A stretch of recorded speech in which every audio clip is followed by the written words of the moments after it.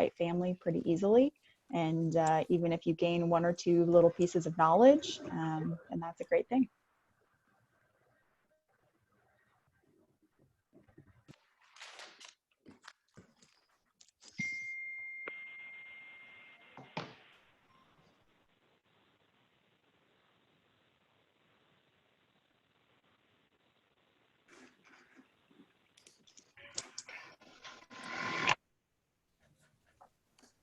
Seeing lots of people signing in.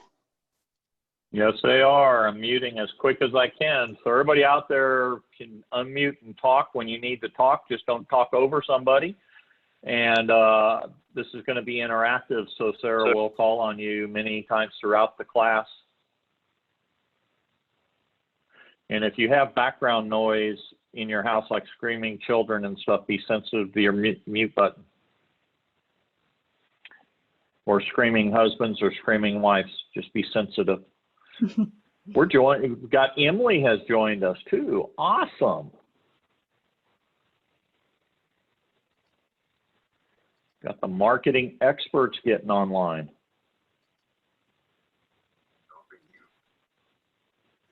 There are a couple other little internet tidbits that I'm going to be throwing in there as well, for everybody that might help some of our businesses.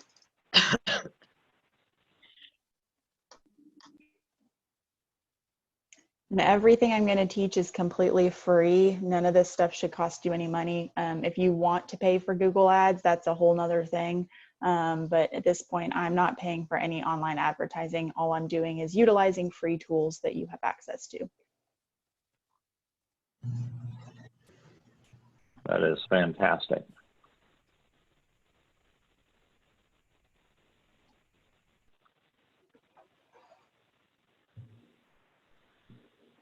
All right, guys, it's 10:30, so let me just make a quick announcement and we'll get this thing going.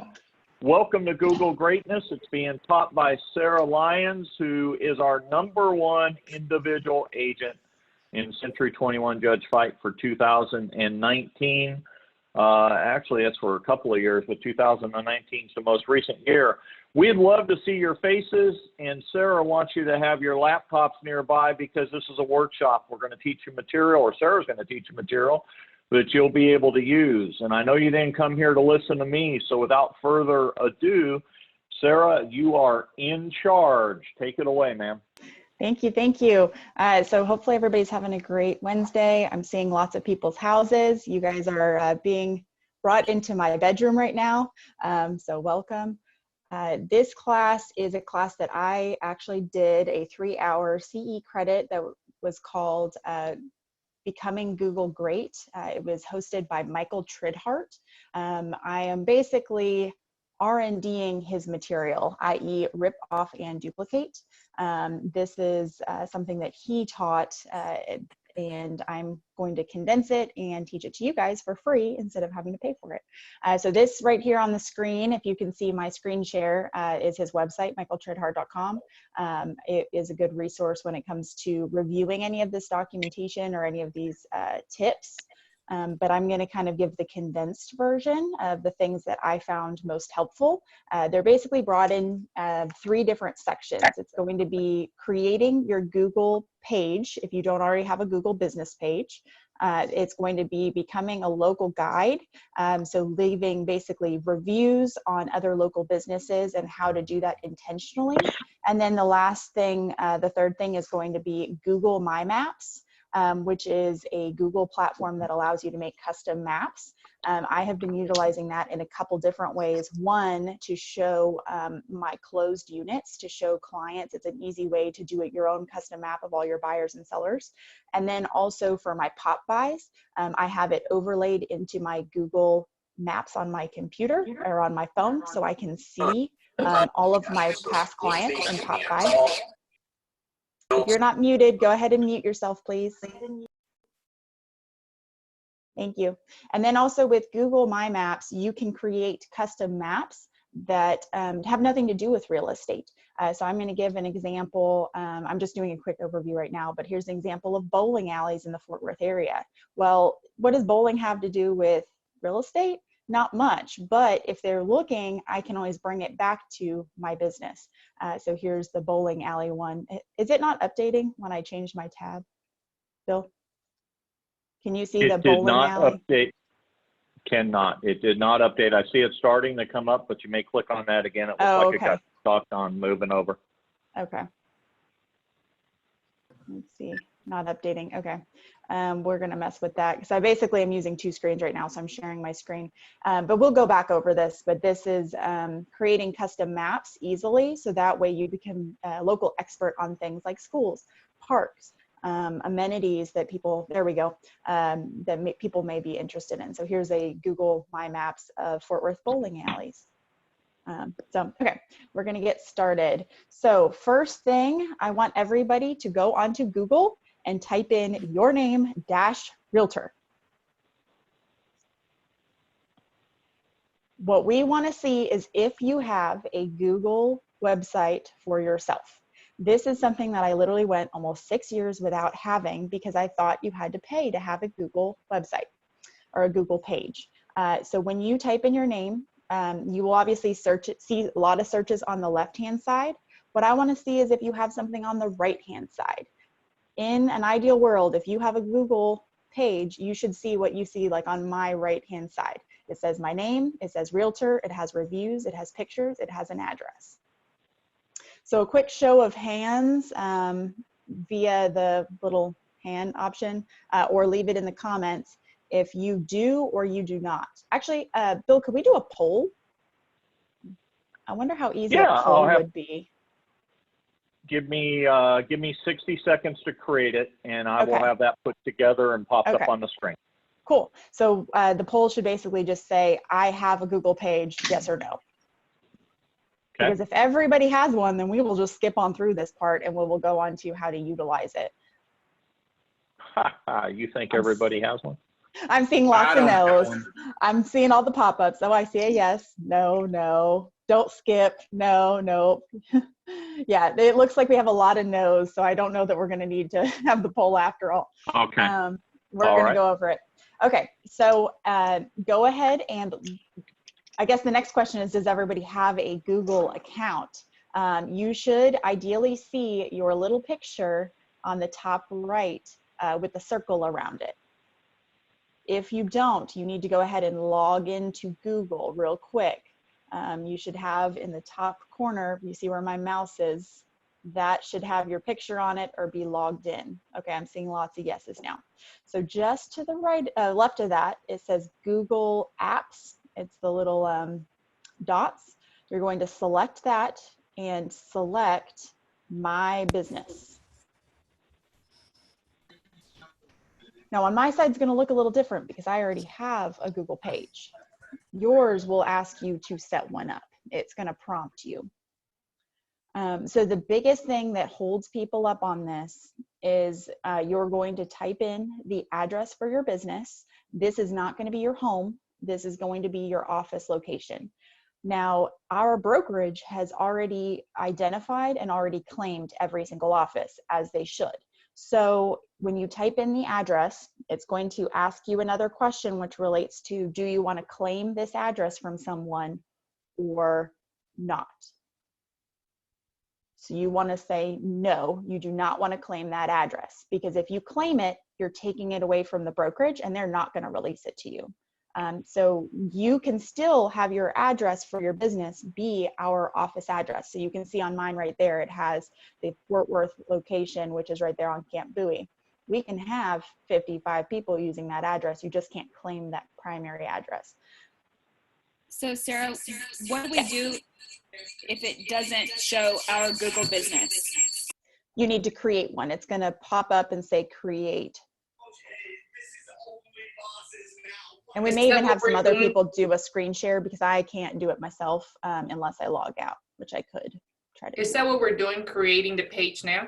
Yes, you are creating your Google page right now. So you're going to go ahead and say create.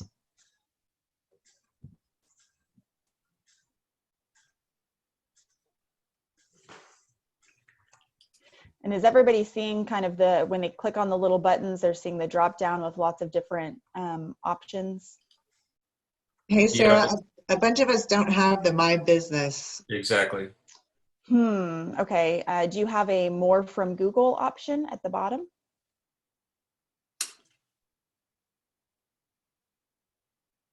Because you do have the little dots, correct? Do have the dots, don't have the more from Google. It's more from G Suites. So you go into that and then type in My Business and nothing comes up. Okay. It may be that you're, There's actually two dots, right? One with your page, with your picture, because you have a Google account, and then the next dot has like little dots within, and when you yes, go there, it drops and gives you different options, that's the one I'm talking about, is the little dots, not your picture. right? And what are we looking for? It says My Business. It's, if you look on the screen share right now, I have my icon on it. It looks like a little shop and it has a G on it. It says My Business. I don't have that either. If you scroll down to the bottom of that drop down, does it have a more from Google option? Yep. Okay, so you should be able to type in Google My Business. So when I did the class, there was about 35 people in it, and not a single person said they didn't have My Business listed. Some people had to create Google accounts because they didn't even have a Google login, but nobody had that problem. Okay. I have a question. Sure. Are you saying not to use our personal Google, but to actually put our Judge Fight as a Google? Use your personal Google, because you're going to want to Okay. be able to access this easily, and it's okay to be the admin as a individual person for your business. So you're Gotcha. going to have just your normal everyday Google login. Thank you. So if I go ahead and Google My Business, it also pops in and allows you to manage an account from there, it looks like. Sarah, can we Sarah on our business Judge Fight or Waterford, or how do we, when it says what's the name of your business? So we were recommended to say your name and then dash realtor. You're Okay. going to be listing on the information like later on, you'll be listing Century 21 Judge Fight. Obviously, you're also going to be using your office address. So it's going to be a link to the Judge Fight portion, but you need to identify yourself as a real estate agent. Hey, Sarah. Yes. Hey, what did you say about, I missed it, I'm sorry, like I have a personal account, just my normal Gmail account. Do I log out of that? And then I got lost. Your personal account is completely fine. You just need to be able to log into the any Google that you're going to use on a daily basis. So that's totally fine to just use your regular Google. Then how do you you'll deviate click away on from that and create the business? So you click on the little options, the little dots, and then you hit My Business. I don't know if I had a My Business option. Let me try it again.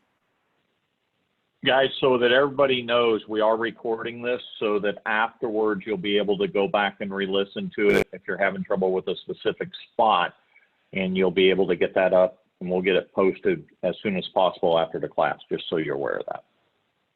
If you're logged into your account, and if you just open a new tab and go to google.com, and then in the search bar, in the search place, just do Google My Business and click enter, and it'll show up. Perfect. Thank you so much.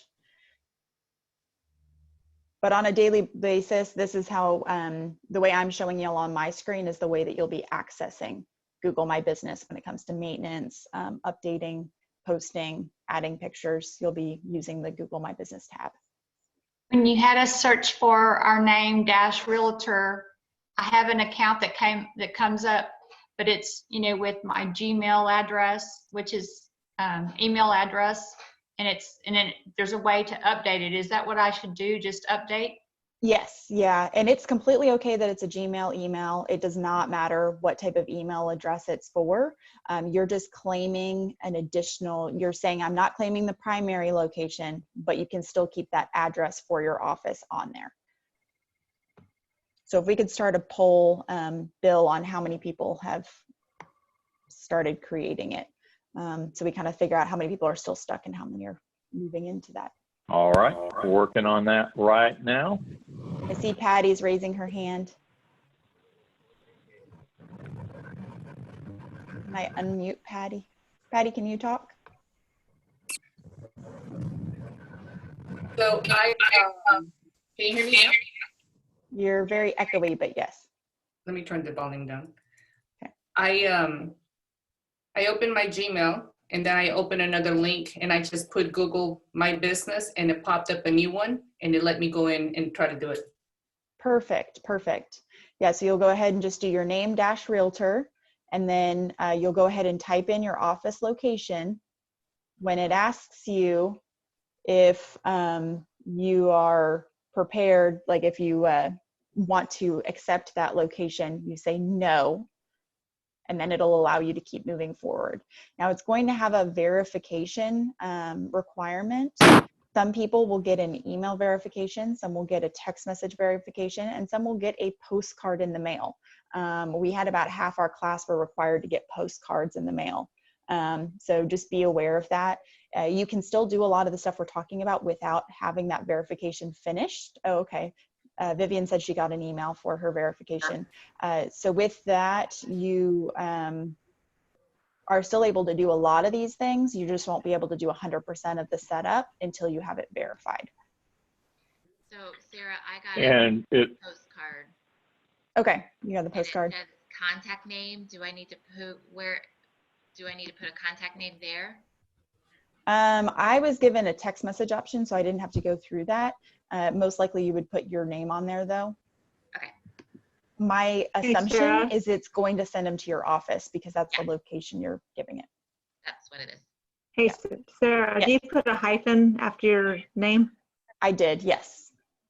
Okay, I'm a hyphen girl too. Thanks. Okay, so it looks like 78% have said yes, they have created their page, so that is good. We're going to go ahead and end the poll, and we're kind of move forward on that.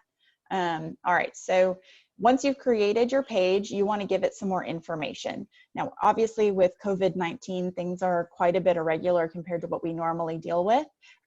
This specific instructor recommended that you put the business hours for your office rather than your personal business hours. So you know how on your Facebook page, you might say, oh, my business is open 24/7. Because this is going to be seen by the public and it's going to be portraying our offices specifically, he recommended that you put your normal office business hours, that you have admin services there.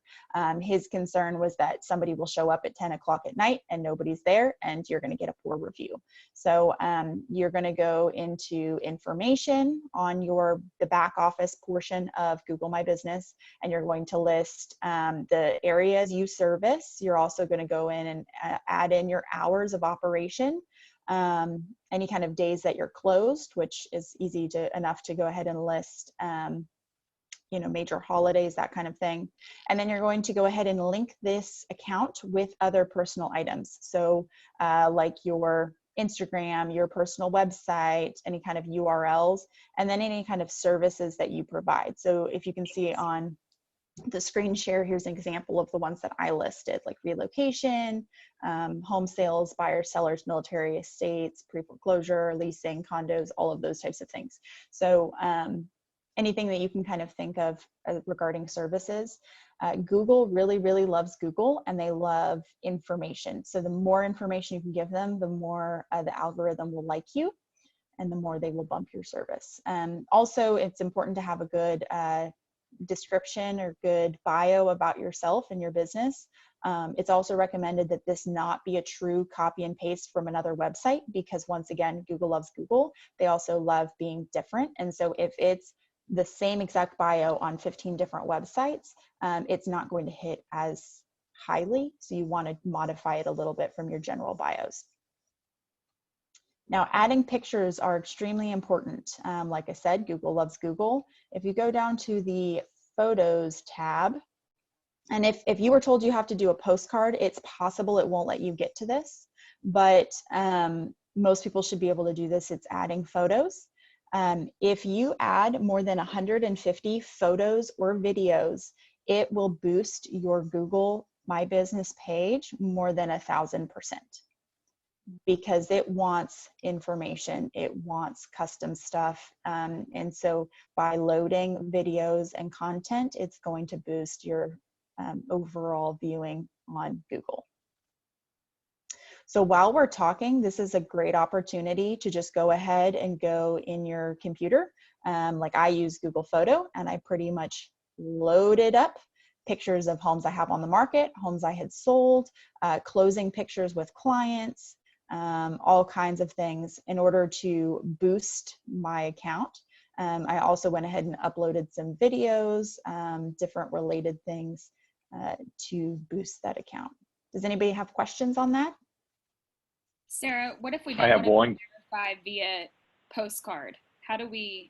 I think that's your only option. If it tells you to verify via postcard, that's what you get. Oh, great. Yeah, yeah. We had about half our class for postcard. So I have one question. This is Bill. Is Sure. this a place where I should, in my pictures, go ahead and upload my IABS and consumer notice for the state of Texas so I don't get binged by threat?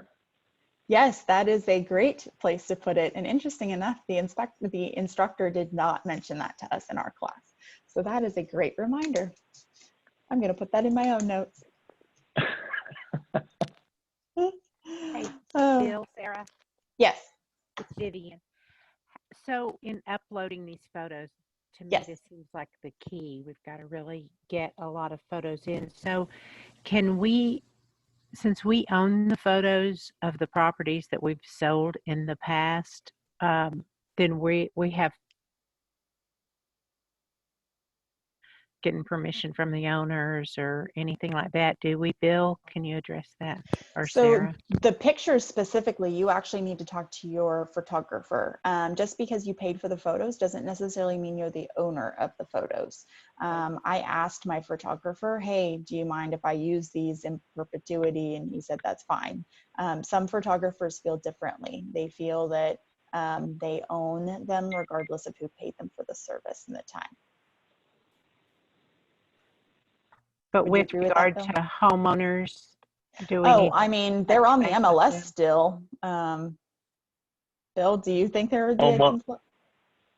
Homeowners do not need to give permission for us to post the pictures. They don't own them. They don't have anything to do with them. Yeah. Hey, Sarah, Yes.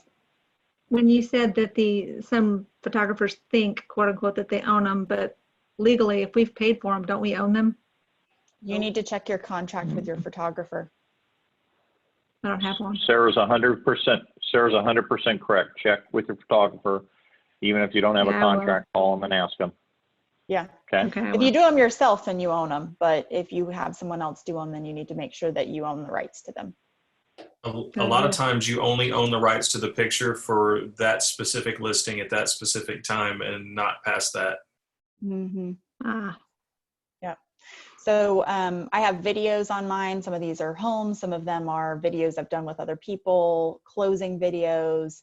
But you can see that the videos have a lot more views than some of my photos have had. So videos are powerful. Like I'm going to say 85 million times, Google loves Google. So the more you give them that they can use on the internet, the more unique data, the more they will boost your page. I see a couple hands raised. Any questions? I do. Sarah, this is Okay. Patty. Hi. And I'm probably further behind, but when I was creating my business page, it won't let me move forward because it keeps picking up my office and marketing, and Yes. it's got their information. You And it need won't to, on let me that do it. question where it says, is this your address you want to claim? You need to say no. That is where you're getting held up. You have to say no to that question. It'll still let you use the address and advertise the address, but it will not give you admin to your office. Thank you. Yeah. I tried to set up one years ago, and that's where I got stuck and just was like, nah, I'm over it, and never had created one. Okay. So Are obviously, you able to go back, Sarah, and change it once you already have it?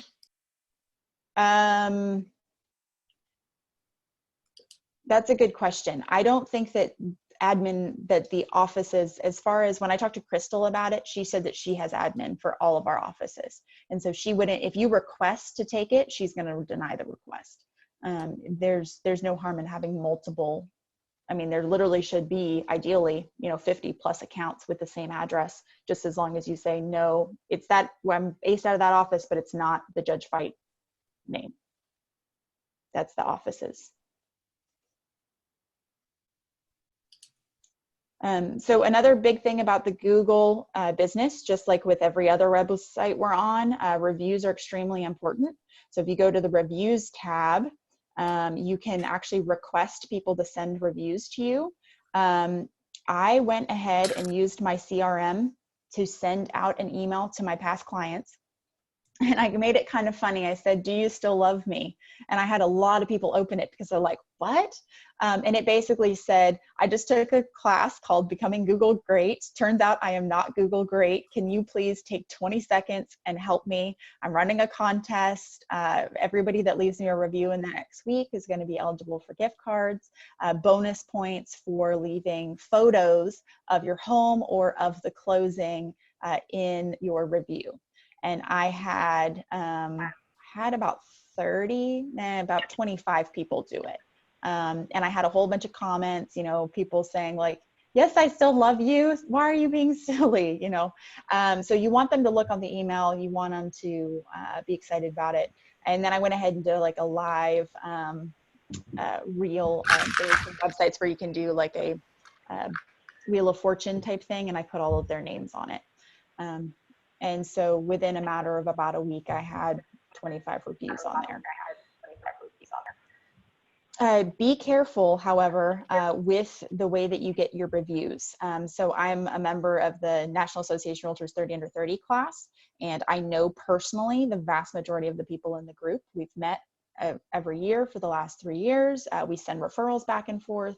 And so I went on our private Facebook group and said, hey, let's leave some reviews for each other because we actually know each other. And we had a whole bunch of reviews go back and forth. I had about 15 or 20 on my website. Google took them away, almost all of them. And they actually took away some of my personal client ones from the initial wave of emails. They took them off. And unfortunately, Google is king, and there's not so much you can do about that. I've sent a couple emails and requests, left a voicemail trying to figure out why they went away and why, and if I could get them back. And their website basically says that if they are not very specific, if they're coming from a similar IP, if they're coming too soon, like too close together, they have the right to remove them because they really want them to be authentic reviews. This isn't, you can't do like a review farm and just get a whole bunch of them. They need to be authentic. So they actually pulled a huge number of my valid reviews and deleted them. So I want you guys to be aware of that. But you can see here's an example of my reviews. There's 21 that they didn't take away, but they did take away a lot of them. With that, you then will be able to go in and reply to their review and give a response back. I really recommend not just saying thanks. You want to be a little bit more specific than that because people will read these. Now, a big thing, has anybody ever gotten a poor review on the internet? Yeah. Yeah. What did you do? How did you handle it?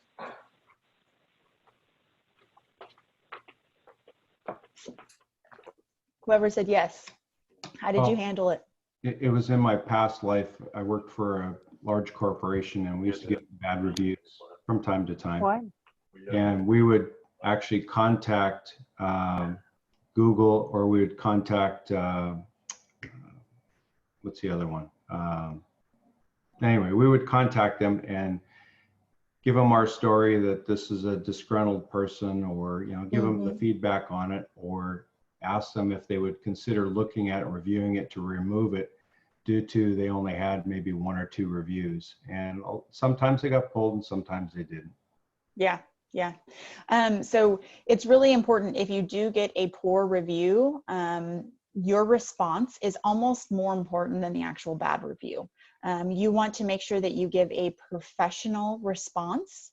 So that way consumers can see, if you can't get it pulled altogether, that consumers can see that you're reasonable, that you're not just exploding on them, because that is part of our risk here. You know, anybody can go on and give a review.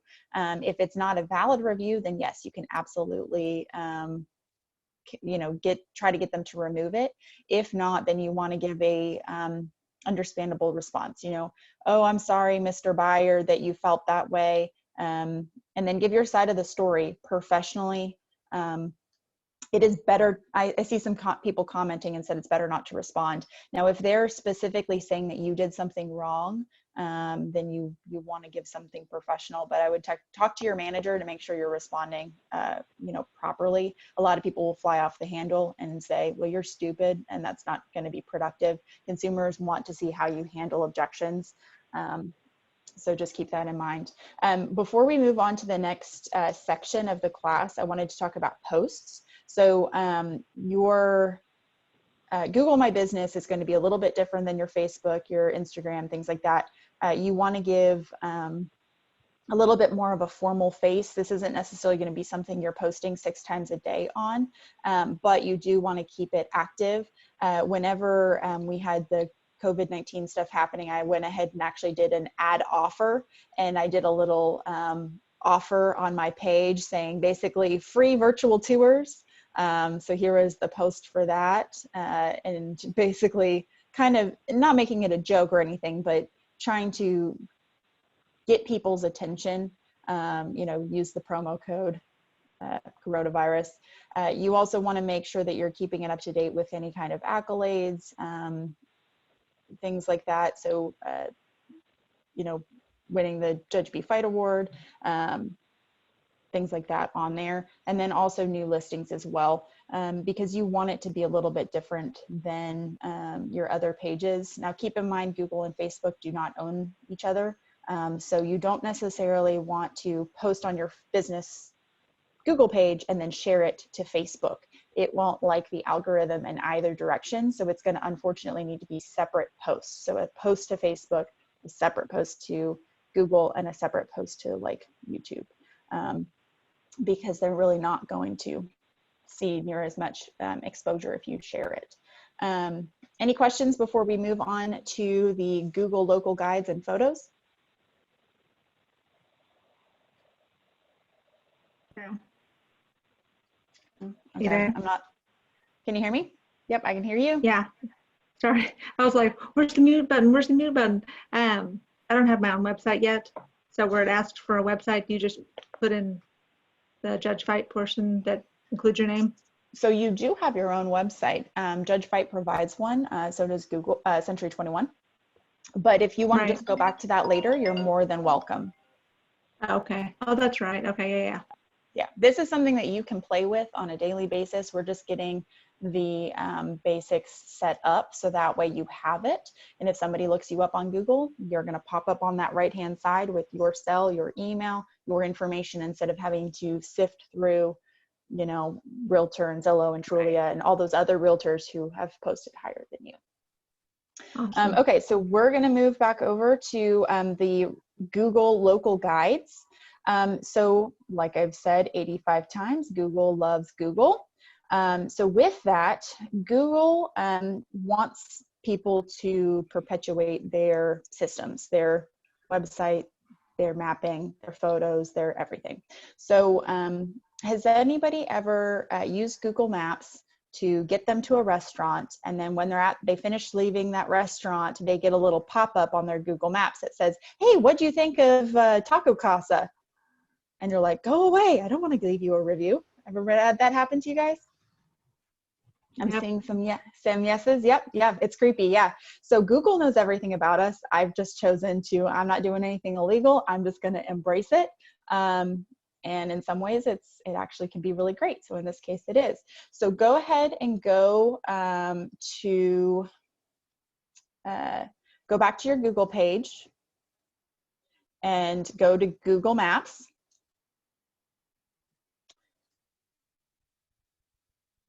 Mine's being kind of slow. And then on the top left-hand side, there are the 3 horizontal bars.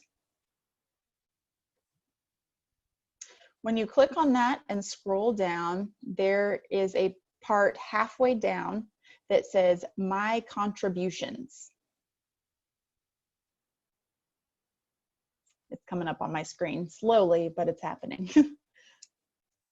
It's on my screen in my house. It's just not coming up on there very fast. Okay, if you look at the share screen, you'll see I have my mouse on it. So it's like just below my places and above your timeline. So you go ahead and click on your contributions. This is giving information about you leaving reviews for other businesses. So because Google loves Google, if you're reviewing other businesses and supporting other local businesses, Google likes that. They're going to want to support your local business by doing that. With this is also a fantastic opportunity to leave information about the fact that you're a real estate agent in the local community. So for example, there's an Italian restaurant you love to go to just up the street. Well, leave them a Google review, leave pictures in the Google review, and post in the Google review mentioning, I'm a local real estate agent. I love celebrating with my clients here after closing, or I love providing gift cards to this location. Because one, that local business owner is going to notice, just like your Google page, you're going to get a notification when someone leaves you a review, and a smart business owner will leave you a response back saying, thank you so much for supporting my business. So they are going to start to notice, hey, I recognize that person. She was here last week. And now you're bringing together the concept of this local business, you're another local business owner. And if you can find a way to support each other, especially in this COVID-19 time, this is a great opportunity to get referrals and to become hyper-local in your market. So Google has a ranking system for local guides. That's what they call it when you leave reviews for other people. There are 8 tiers to the local guide levels. If you look under my picture there, you'll see I'm a level 6. When you are a higher level, Google will promote your business, because keep in mind, we're logged in still into my main Google page with my personal Gmail email, but it is associating it with my Google business. So all of this is being brought back into your business. I'm seeing some comments, great idea, awesome. So it's a really easy way to get started is just go ahead and scroll down, and you're gonna see a whole bunch of local businesses that Google already knows you've visited. And it's easy enough to just hit 5-star, say, great shopping center, super close to houses that I like to show all the time. So try to keep in mind, not just a good service, good food, thanks. You want to be specific and try to bring it back into the fact that you're a real estate agent. Do we have any questions?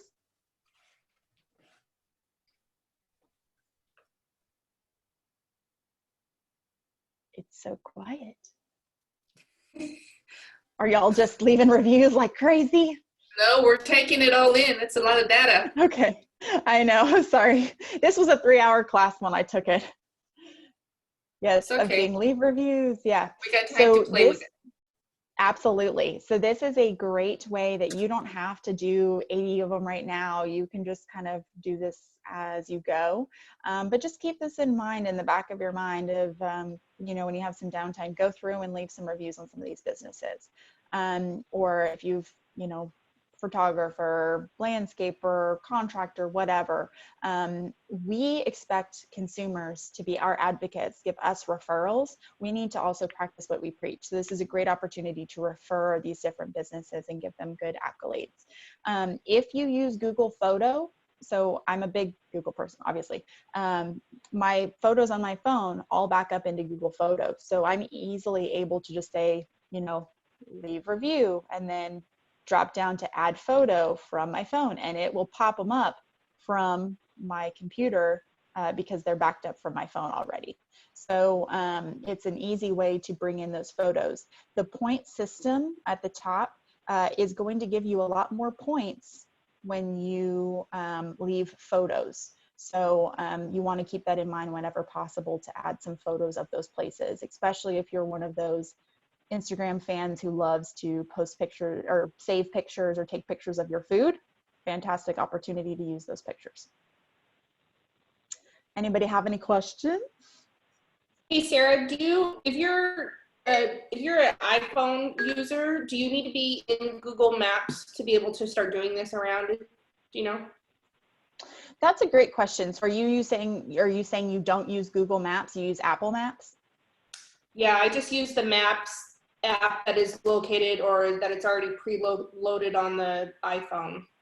So my recommendation is to change that.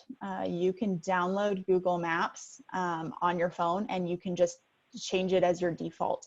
So that way, that's the map system you're using. Frankly, Google Maps is just a better product. They're more updated. They bought out, what was it, Waze? Yeah, Waze. And so now their traffic system is better. They have gas prices on there, and it's just a better map system. But once you do that, it's going to automatically preload these addresses you've already been to in the past. If not, then you're just going to need to use your noggin and go back and think of businesses that you want to leave reviews for. Okay, thank you. Sarah? Yes. So I'm a Apple Maps guy, and I've never used Google Maps in my life, and I didn't know this existed, so I just pulled it up, and I have thousands of places I've visited already on here. So there's the power of Google. I had no idea it was tracking where I've been and when I was there. But I mean, there's literally thousands of places, and I'm an Apple Maps guy, so it'll show up once you once you turn it on. It just did it automatically for me. Awesome. That's good to know. Another kind of creepy but cool Google thing, you can go, if you go ahead and select the 3 horizontal bars again on the top left, and you scroll back down, the one directly below my contributions is my timeline.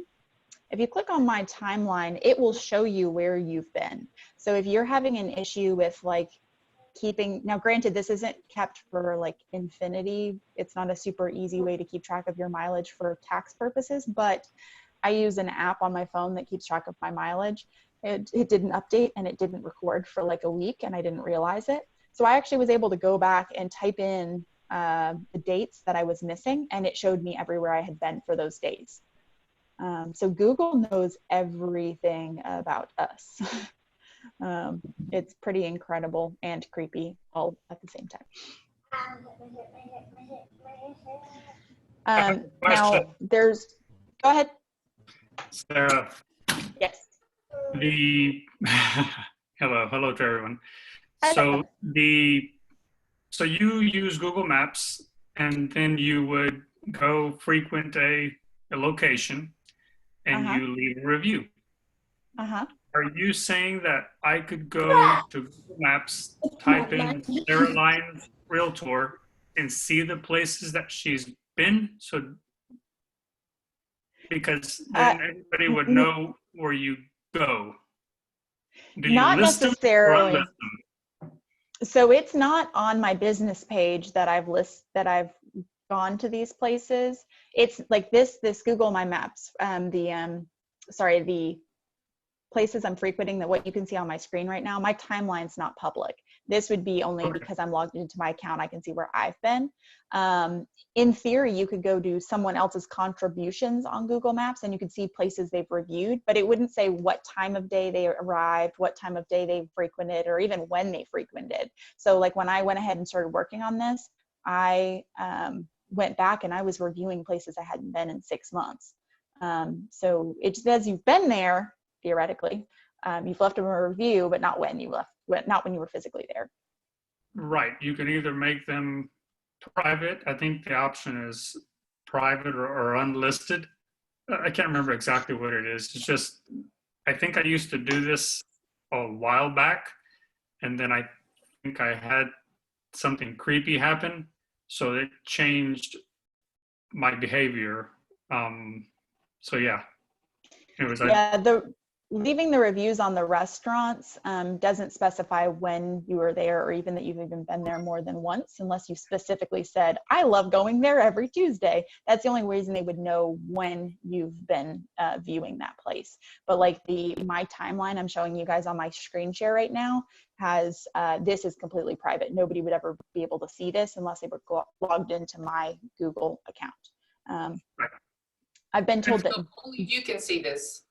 Yes, what I'm showing y'all on my screen is just mine. If you set it as private, because you can actually flip it and make it public. And So my someone, timeline? yeah, I think so. It's been a minute since I've been to it. Yeah. And that's just kind of a aside the Google timeline thing. Okay, so we're one thing that I have not implemented that Michael Tridhart, the instructor of the class I took, recommended that some of you may want to think about is when you post the pictures in these locations, to brand them in some way. He said, don't make it super obnoxious branding, you know, a big picture of you, because the business owners are not going to be super likely, you know, if it's a picture of their outdoor patio and that half of it is your, you know, business card, basically, that's not going to work. But he had recommended doing a discrete branding on the bottom. I haven't yet implemented that, but that was something that he recommended. So if you're wanting to make this a primary part of your business, that might be something to look into, and we could talk about. You can also look on Michael Tridhart's website, and he has more information about that. He even has like a course and stuff you can take. Any questions before we move on? Yeah, Sarah, quick question. Sure. Can you do like a 30-second quick, how did you, okay, I found the Google Maps and I went there and I just left a review, but mine doesn't look like yours. You know, where your profile or whatever is up there at the top left. And then your little picture, it just doesn't look the same as yours. So I was like, okay, where did I go wrong? Maybe I didn't go wrong, I don't know. It may just have you on a different portion of the platform, but if you go into my contributions, there should be kind of data on your contributions. It's the portion that says your contributions. That's just a landing page for your reviews that you've left for people. I know, but where's that at, that link? The top left, the top left side, you click on the 3 horizontal lines, and then about halfway down the tab, there's my contribution, or your contributions, not mine. That'd be kind of weird if it was yours, huh? Oh, there it is. Awesome. Hey, thank you. There it is. You can also always Google things. So you can Google your contributions and it'll bring it up as well. Sarah, another quick question. Yeah, sure. So I've got a personal Gmail and a real estate Gmail. Can I link the 2 accounts? You most likely can. You would probably need to go into like the back portion of Google. You can also have multiple people as admins for business pages. So you may be able to do it that way. I only have one Google, or Gmail, so that's what I did it out of. But there were some questions in the class regarding that, and he said, yes, you can merge them. Sarah? Yes. The people who are getting a postcard, I'm guessing those are because somebody else has already claimed the address and we need to verify that, and there'll be some code there. Once we get that, that's probably why it's limiting how much data I can put into my profile now, right? Absolutely. Yes, that is why. Once you get the postcard, then you'll be able to verify it, and it'll let you finish a lot of those things. So you may need to hold off on asking for reviews until you've verified the account first. But you should be able to put pictures and videos and get a lot of the other stuff finished without being able to complete the whole profile.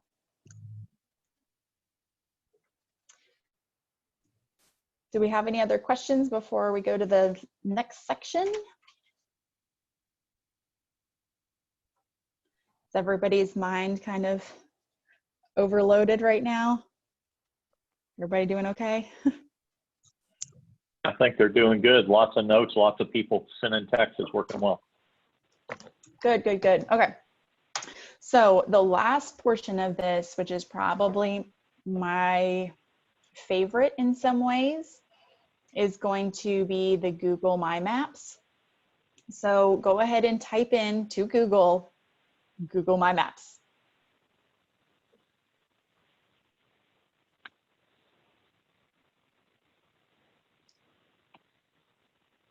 And it's going to open up a thing that says google.com/my maps.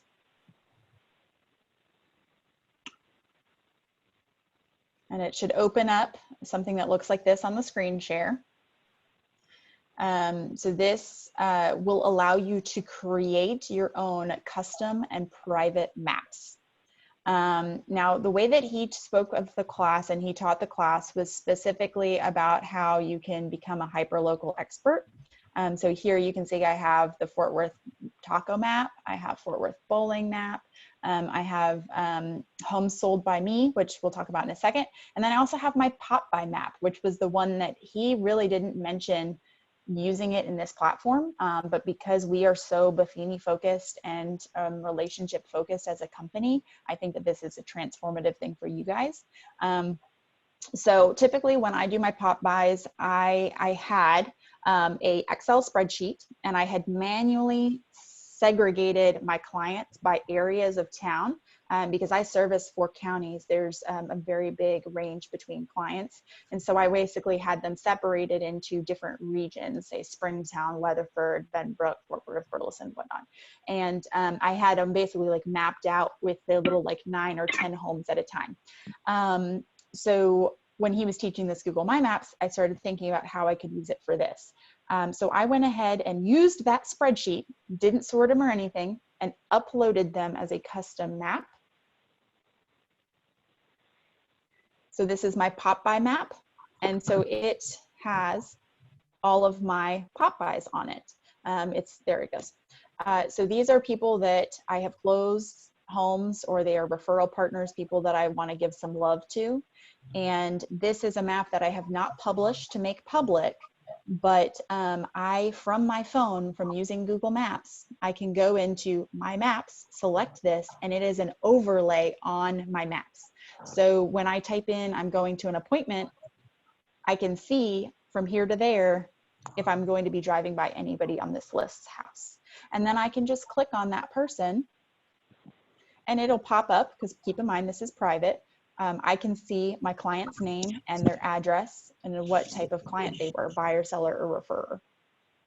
And so if I'm driving by an area, I can just pop them right up and boom. How many people think this would be useful for them? You can also do that on the Buffini app. Yeah. I find though, I use Google Maps for my daily navigation. And so having this on there where I'm already on, it's not a separate system. I'm not having to type in addresses and try to figure out where that is. It just reminds me, oh, here to there, there's like 4 people in between those 2 locations. I'll just go swing by. And you just uploaded it from an Excel file? Yes, yes. I used an Excel spreadsheet. So I'm going to show you guys how to create one of these real quick. So you will go to create. It's a little bit slow. Luckily, I have my computer and my phone out so I can see what you guys are seeing on my phone, and then my computer's faster. So you'll go to create my maps on the top left corner. You'll type in on the untitled maps, you'll just give it a name. So my pop by list. And then just below there in blue, there is an import button. So if you have your Excel spreadsheet set up with, client's name, address, whatnot, you can just hit import, pull that Excel spreadsheet or even a Google sheet, and say this is name, this is address, this is city, this is state, this is zip, and it will auto-populate it into your map system. And then you can choose on the share icon whether to make it a public. You can change it to be private only. So like the pop by list would be a private only to your account. You can choose to make it a public list. You can share it. You can do a lot of things with this. So the ones that are specific for marketing purposes, like the Fort Worth taco map, that one I've made public. So if somebody's Google searching tacos in Fort Worth, it may potentially hit their search on Google directly, whereas this one is private. I only want it to be listed for me. Hey, Bill, it looks like somebody asked if those records would be on Back Agent or not. Will the recording be on Back Agent? It absolutely will be. It'll take a couple hours and it'll be on Back Agent in the training and COVID section and on the date for today. Cool. So I see some comments about putting it as active and putting your name. So I have one of these specific for my pop buys, but then I also have it for my sold data. So the sold one is the one that I actually have as I have it as public, and I went ahead and did it in 2 different Excel spreadsheets. I did one for all my sold listings, and I did one for all my buyers closed. And then I color coded them so you can see that they're listed under buyer or seller. If you don't have a good spreadsheet that has this information, you can, oh, my screen's not sharing anymore. Let me fix that. Hold on. Screen, share this screen, share. Let's see if I fix that. There we go. All right, so this one right here is my sold map. So I have it separated into 2 different folders. I uploaded one that was for my sold data and one that was for my buyer data, and then just have different icons for them so you can see which one's which. Now, this one is public. So this one I do not have, I deleted the client name from it. I also deleted the sales price from it. So what I do have listed are the MLS number, the legal address, and then like bedrooms, bathrooms, lot size, whether or not there was a pool. I pulled that data directly from the MLS. You can actually export. You can basically set a custom search on the MLS for your own MLS number, and you can pull it. Oh, somebody's asking about my shirt. So I actually had a embroidery company make these. It was a silent auction item from Boots and Barbecue. So I had 3 of them made with my silent auction. So sorry, caveat. All right. So with this specifically, if you have an Excel spreadsheet with your sold data, fantastic, use that. If you don't, a good way to pull it is from the MLS. You can basically go on there. I'm trying to open a new tab, but it's blocking. Okay, there we go. So on Netris, you can export your own sold data.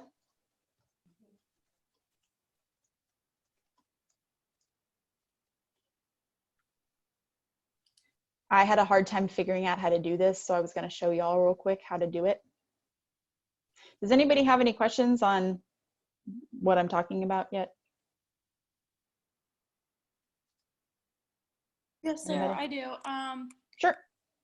So you were showing us your maps, the ones that you made public. I'm just not like comprehending, I guess. The one that you made public, where does that show up? Does it show up when people like Google Sarah Lyons Realtor?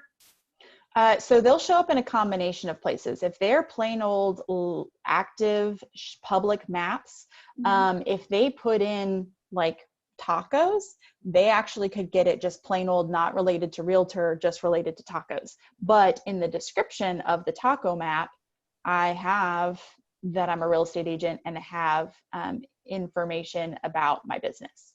You know, I love to take clients to go get tacos in between looking at houses.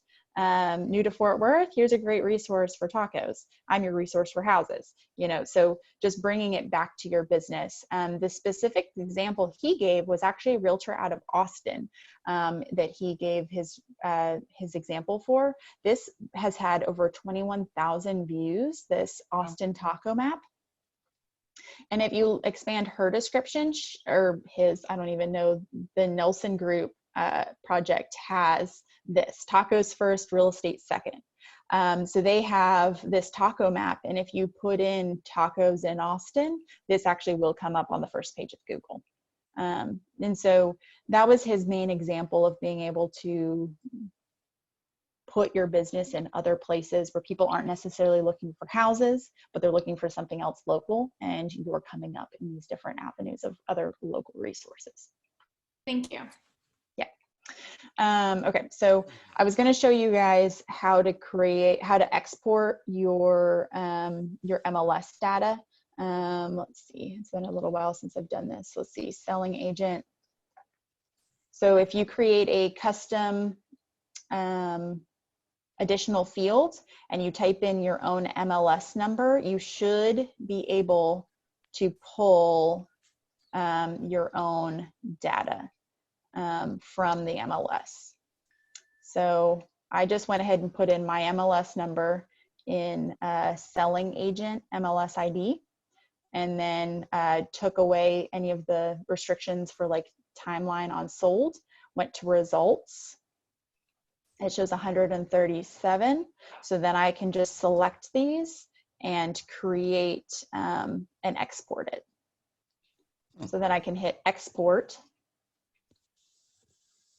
And then it will say, do you want it a single line, multi-line, you know, that kind of thing. And then you just go through it that way. One thing I did notice that I wanted to make sure to let you guys know about is that it doesn't list city and state on the spreadsheet. It lists like the MLS region, like 107-3, which obviously Google doesn't know what the heck that means. So it will give a subdivision name and a street name.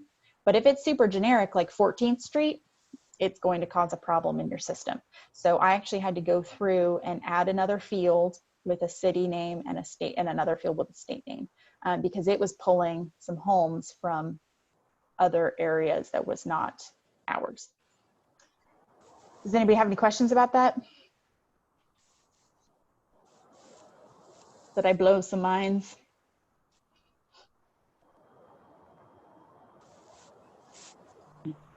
Cricket, This is a good thing to know. No, this is a great thing to know. Even marketing might be happy about this because they do dot maps every year for us. Yeah. I had no idea this existed. Yeah. So you made, yes. Can you not add the city in a column on that So, spreadsheet before you download it? Oh, absolutely. So the way that the MLS asks you to export it, the only options they give you is agent single line, hot sheet cross property, hot sheet media data, MLS toolkit. So unfortunately, the MLS doesn't have that set up for us that way. However, once you have it opened, I don't know why it's not showing you guys my my spreadsheet. Let's see, new share. Okay, there we go. All right, so now you guys are seeing this spreadsheet in 3, 2, 1. Maybe there we go. All right. So what you can, nice to know, we need this in relocation. All right. So so here is the information I just showed you guys. You could right click on G here and go to insert. And then now you have a new field. So now I could go ahead and say, you know, fill all and type in Texas. And then I could do another one and put in the city names. Now, granted, like I said, I service 4 counties, sometimes 5. And so there are a lot of different city names. So it took me a little bit of time to go through and just figure out which ones were kind of pulling it incorrectly from my map. It's the ones that are like First Street, South Ave, you know, the very generic roads, especially newer construction where they weren't pulling correctly. But this is an easy way just to go ahead and add in the Texas, add in the city name. Because that is one thing Netris didn't have set up properly. They just had this portion.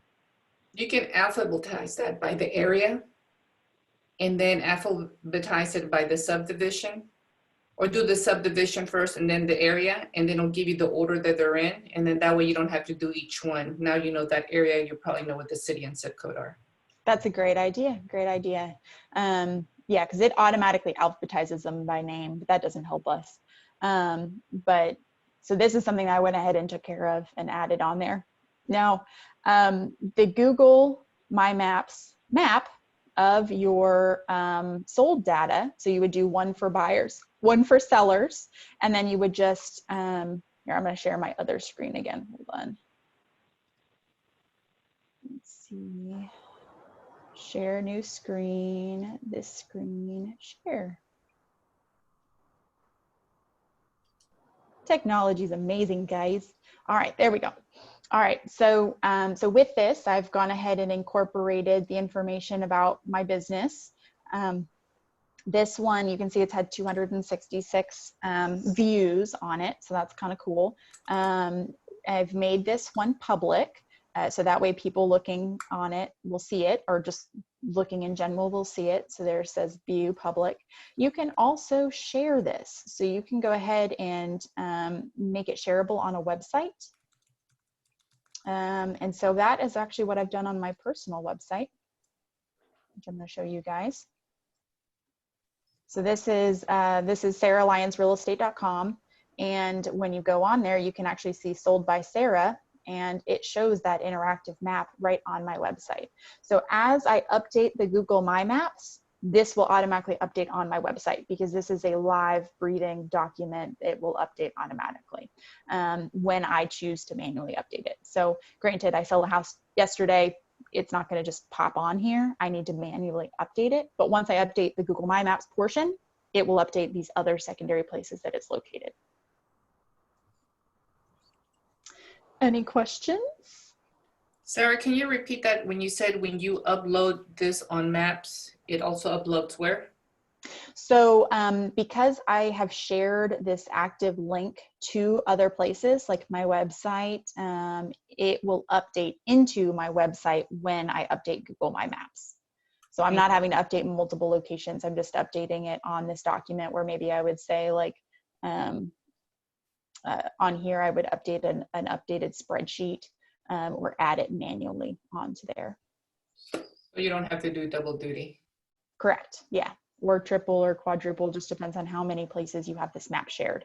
But I find this is a fantastic way to verify with people, you know, when that seller says, oh, well, how many homes have you sold in my area?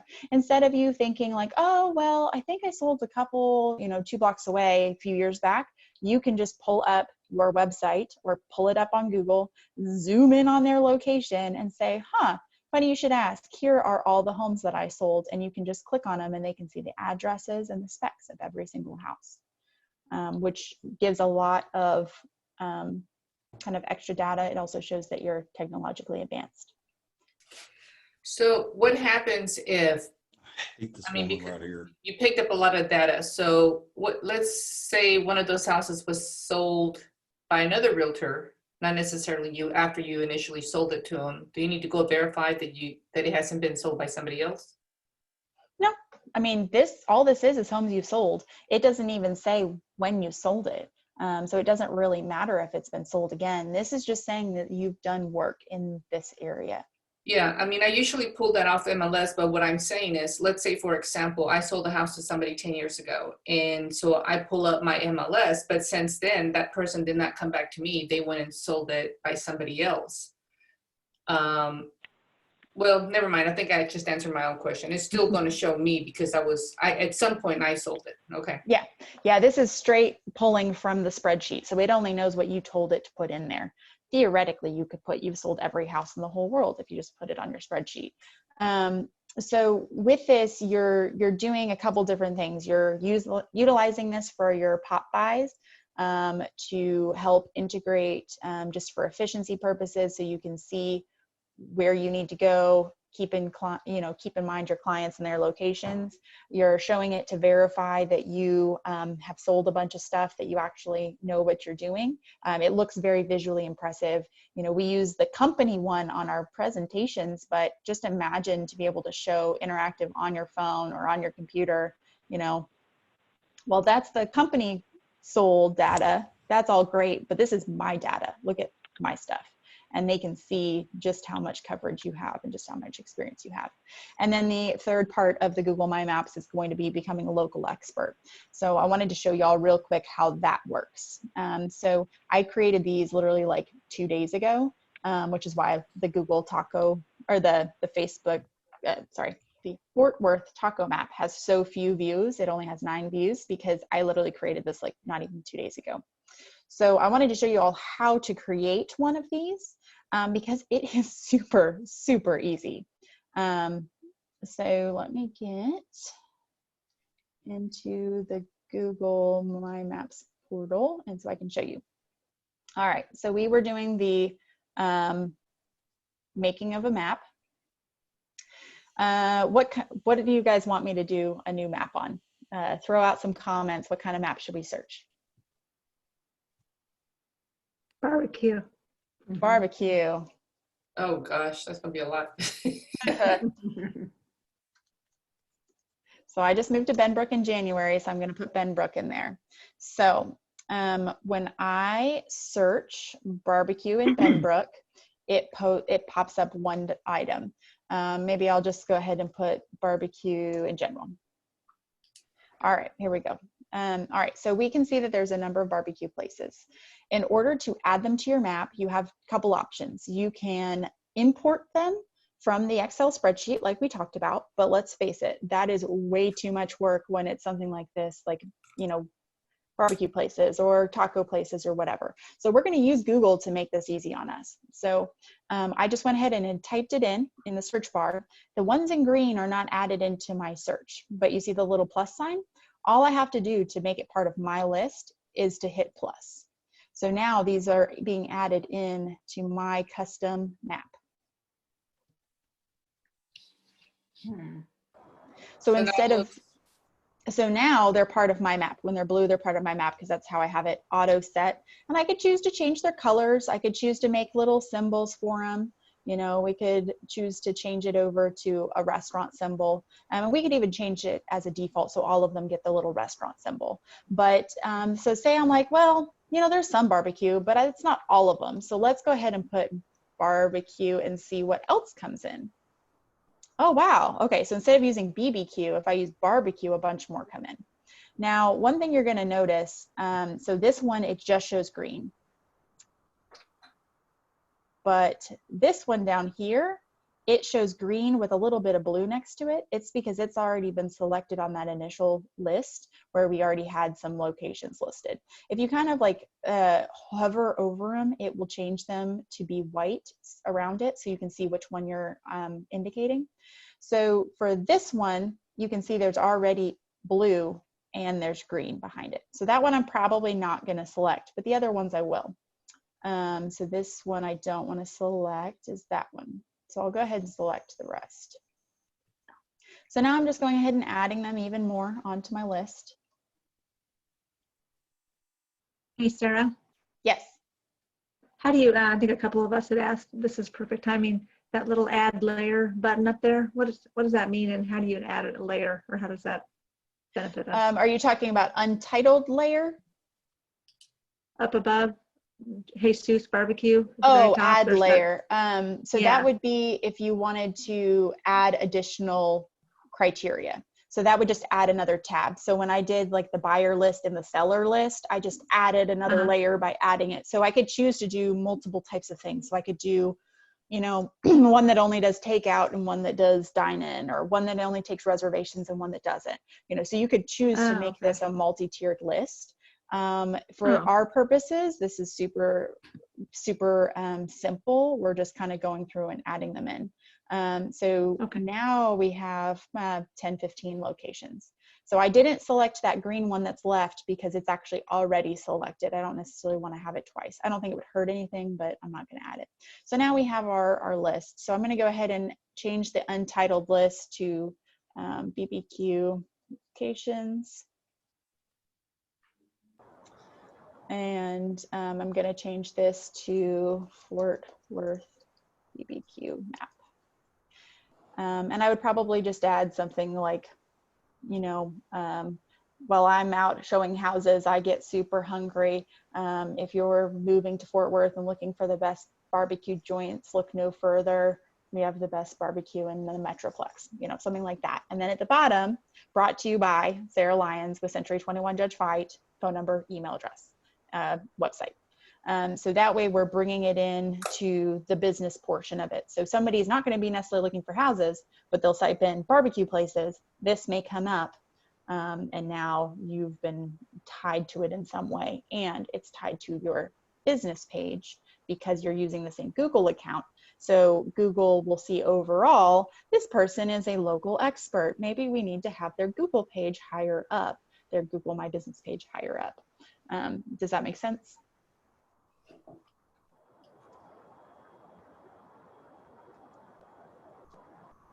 Sarah? Yes.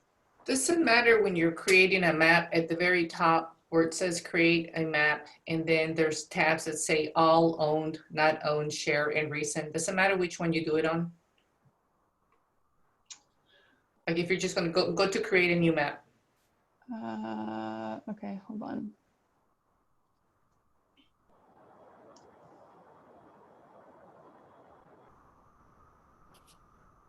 Okay, so those are just going to be showing you, so like here's all maps on mine. So these are maps that other people have shared with me over time. So these are any kind of Google My Maps that people have shared with you or you've shared with people. So then the owned ones are ones that you've created. Other ones are not owned by you. So these are things that other people have sent. So like the Austin taco map, I saved it on my thing. And so it's pulling it up, or EECU location. Somebody had shared that with me. So yeah, so you're unowned. Can you show me how to change the name? Because I thought I tried to create one and I thought I entered the name, but it keeps coming up untitled map. So when you are on the map, so here's that taco map we created, you're going to click on untitled name and it'll pop it up for title your name for your thing.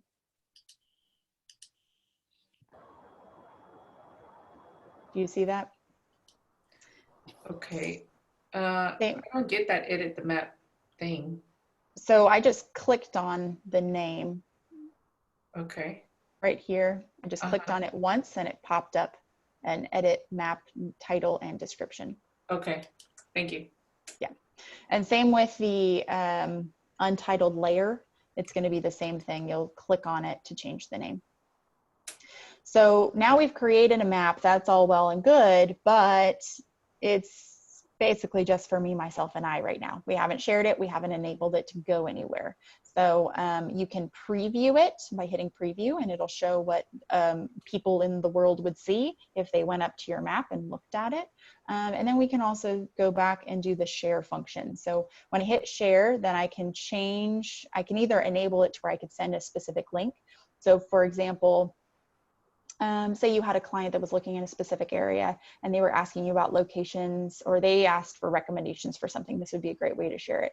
I don't necessarily think this would be a good way to share like a list of homes you would show them, because this is kind of a stagnant map. Unless you manually change these items, it's not going to really help. I think that what Showing Time is using for us regarding their mapping system would be better for that purpose, but for this, you can share these maps, and then so you would just go into privacy. Like right now, it's only you can see or you can access, and I would just change it to public on the web versus public with a link, because I want people to look and see this map on the internet and be brought back to my page with it. So I would just hit on for public view, and then it's off to the races. Then people could pull that map up and see it on the internet. Questions?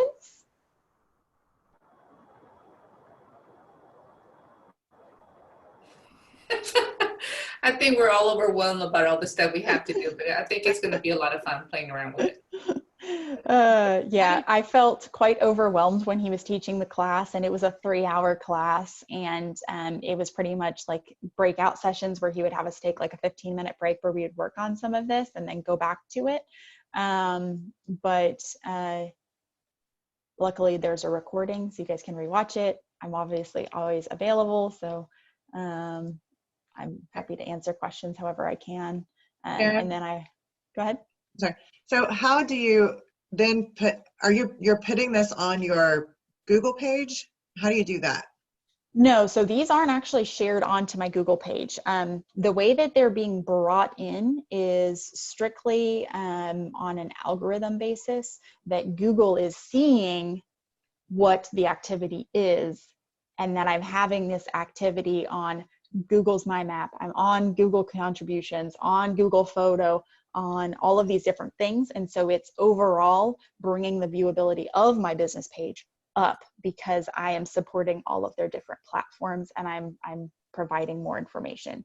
And then also for the Google My Maps portion, if people are thinking about moving to your local area and you have all these other resources where they're Googling, you know, oh, where are the closest parks, where are the schools, where are the taco places, where are the this, the that, your little description is referencing you, referencing real estate, referencing your website, and making you an expert in that area.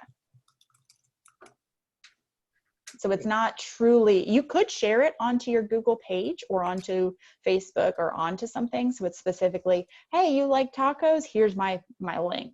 here's my recommendations, but you don't have to make it so connected because it's mainly to connect the Google platform to overall boost it, if that makes sense.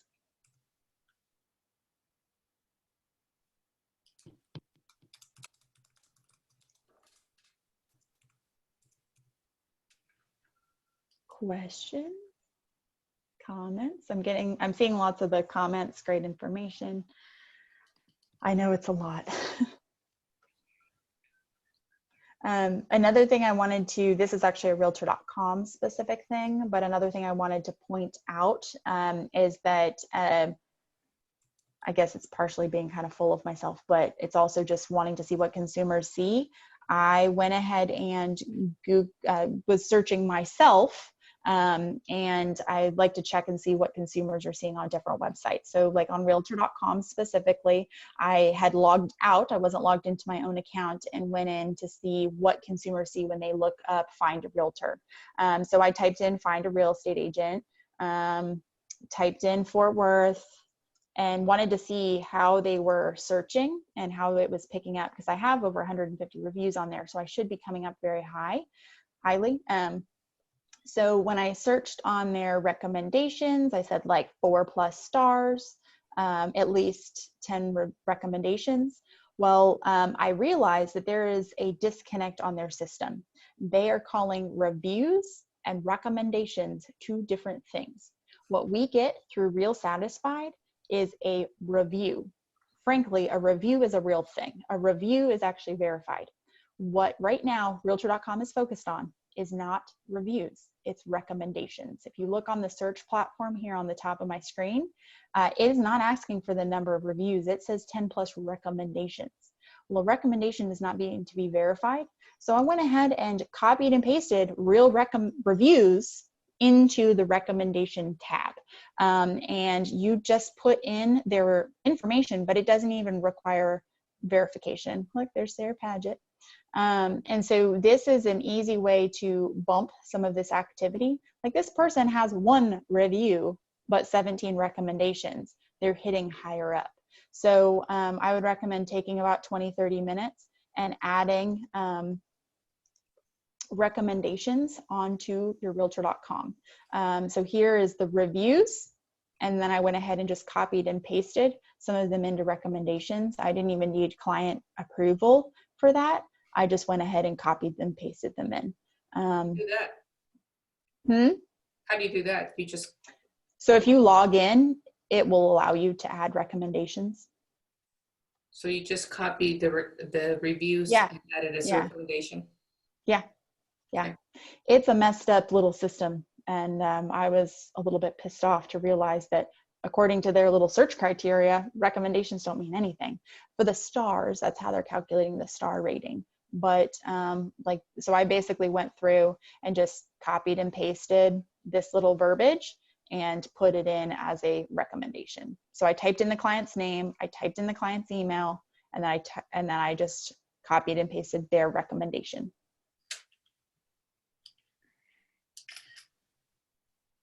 You copied their review and pasted it as a recommendation, right? Yep. Thank you, ma'am. So so nothing's, it's not shady, it's not made up, it's straight out just what they said already somewhere else and just copying and pasting it in. So by your putting their email in there, are they getting notified that you're adding their recommendation? I don't believe so. I didn't run into any issues with that. I did this a few months back, but I don't believe so. But even if they did it, it's legitimate. It's legit. They wrote it just on a different platform. They did it on Real Satisfied instead of. So the question was, you did it individually for every recommendation. I went ahead and just did 31 of them because I felt like, anybody that has like 2, you don't trust them, or you don't trust the data. Anybody that has 1,000, you're like, oh yeah, they paid for those. That's why. So it's a fine line. So I went ahead and I thought 31 was a reasonable number. And I just got bored. It's a pain in the butt to do. So it's the easiest thing to do today out of all this. Get that out of the way, then you can just focus on Google after that. Yeah. And that's the thing is the Google stuff isn't you know, overnight sensation type of thing. It's just another tool in your toolkit to help get more exposure online, more verification of your experience, more verification of you as a professional. And then like I literally, I guess it was Sunday night, went to sleep, woke up, and I had somebody had filled out one of my Google questionnaires asking to work with me. And they basically said, I asked, how did you find me? And she was like, oh, you were just on all the websites. I found you everywhere. So that's the goal, is you want to be kind of consistent across the platform. So that way they're seeing you on Google, on Facebook, on Realtor, on Zillow, all of that. Sarah, how do you make the map to where everybody can see it? I see the preview space that you were talking about. Yes, so just to the left of that is the share to preview. You hit that, and then halfway through you're going to see change, and you'll hit change, and then you'll go to on. And so that will allow, it says access by anyone, no sign-in required, and you would say yes, they can view with no access, and you'd hit save. And now it's a live link and anybody can pull it. So do you want to test me then? Because I shared taco map for Ellis County. Okay, let's see. And it may take a second, especially with coronavirus, to pull, but let's see. Taco map for Ellis. Meanwhile, can I ask, I had to step out for just a second, and did Bill say when he would have this posted? Because I missed about 20 he said minutes right in the middle. Within a few hours. Okay, thank you, Sarah. Yeah. So it may not post quite yet because it just went live. I don't know that it's an instantaneous thing, but the goal is that you would be able to find it on here. Thank you. I'm so interested to see it. Yeah, if nothing else, it's a great opportunity to kind of share with people. You know, I'm moving to the area. What do you recommend? And you can just like share that little link with them and be like, oh, here's some of my favorite places. And then it's just really, even if a ton of people aren't looking at it necessarily, it's relating to your real estate business, and it's overall increasing your website, your Google websites viewability, because you're supporting Google's platforms. And take off Taco Bell, it will ruin your credibility. This isn't her search. This is just the general one, because it hasn't pulled hers yet. And it may take a little time, and maybe sharing it and asking people for recommendations.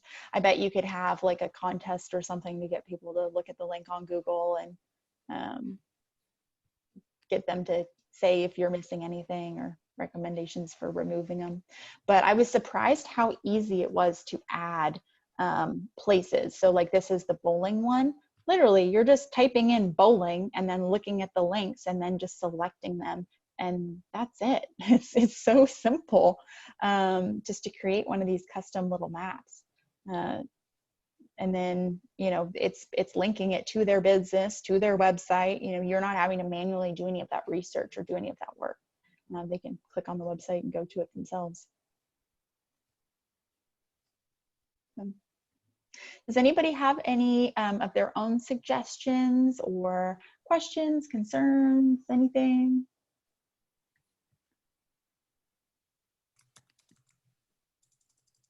So quiet out there. This is how they are at the end of every class, sir. Hey, I'll just say thank you, Sarah, because I can't remember if it was at Centurion or something like that where you talked about this, and I took some notes and went back and went ahead and set up my Google page. So I kind of had that set, but I really need to continue to work on it. And this morning I just was surprised how easy it was to just go right back in, start editing and making it personalized to me. So I'll just say thank you for sharing your knowledge. That's very generous of you, and I appreciate it very much. You're welcome. Yeah. And it's, I mean, it's R&D. This is just ripping off and duplicating what someone else taught me. But I thought that it was something that I wish I would have known years ago. And I think that there's definitely some value on this, process.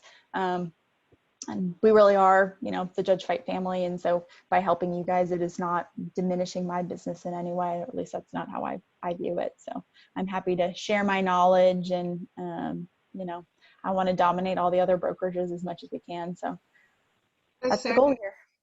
So when I go on to Realtor.com, it says I have no reviews. So I go to my page and it says it's connected to my Real Satisfied, but then it says I have no reviews. Do you know why? Or Bill Stedham, do you know why that would be, or how do I fix that? I don't recall the exact answer. I do know why, but it's somewhere in the gray matters of my brain. So if Emily is still on here, she may have it much closer to the top of her brain, but I'll get you the answer on it. I think it has something to do with what you're willing to pay for and how Real Satisfied works. So I do think that you have to do the same thing that Sarah talked about, and actually pull them over as testimonials. Well, what she's saying is her reviews aren't even on there. Is that what you're saying, Tian? That's correct. Okay. Yeah, that might be something regarding like a linkability issue. I had that specific problem happen with Zillow for a while, where they had all my listings in one account, and then they had my reviews and closings in a different account. And I just like emailed them, and they finally merged it. Basically what happened is they were trying to, I hate Zillow with a passion, and they were trying to get me to sign up for website or whatever ads. And I was like, well, if you get this fixed for me that I've been trying to get fixed for 2 years, then I'll think about it, which was definitely a no, but they fixed it. If you go online and log into Real Satisfied, and it'll let you go back 6 months to the ones that have not, you need to go back and verify the email addresses. If the email address is wrong, it'll let you correct it, but it's only going to allow you to go back about 6 months. And if you have any repeat customers, they're going to be quarantined, and you cannot overwrite those. Those go directly to Century 21. And I've had situations where the same person's bought more than one home, and they quarantine those. But you can physically go online, go to Real Satisfied, go to the menu, it tells you what's out there, what has been returned, what has not. And then on there, you need to verify the email address. If the email address is wrong, it never went. And that's why it's so important that agents take the time that when they put it in dashboard, that the email is correct. So if you're not providing the right email in the system, then it's not going through all those other venues, because I've had to go through and verify those. Yeah. So when I just sent a note off to Century 21 and Ashley and Tim and Joe, as soon as I get the answer, I'll post on today's calendar the answer on how to link the Real Satisfied and the Realtor.com. What Patty just told us is 100% correct on Real Satisfied, but I want to make sure that we're able to link them and get that aspect taken care of. Let's all give Sarah Lyons a huge round of applause. Wow. Thank you very much for taking time. Dean's got a little sign. First time I've seen someone put a sign up saying great class. So wait, where is it? I'm trying to scroll. Hold on. Oh, there we go. Great class. Sarah. I hope that I think this it's was awesome. worth an hour and a half of y'all's time, and that you got some value out of this. I definitely got a lot of value out of it when I took the class, and I was just like, wow, our people need to know this. Yeah, it's great stuff. Thank you so much. Bill, I just want to verify. You said that you're going to check to make sure that Real Satisfied will connect to Realtors, so we don't have to go and physically do that? Well, I'm going to check on the reviews. That's absolutely correct. And as soon as I get the answer back, I'll post a question that I asked with their answer, so that there's no confusion on what I asked in case I said it wrong. Okay? Thank you. Yeah, as far as I know, it's All right. still linked, because I had some reviews post just a couple days ago from Real Satisfied. Yeah. We'll figure it out. Deanne's got a good question. I want to get it answered. And she's not the only one that has a question, so that's great. Sarah, you were amazing today. Thank you very much. Thanks. And for everybody else, We're going to see y'all later. So everybody's going to disappear in just a moment. So peace out.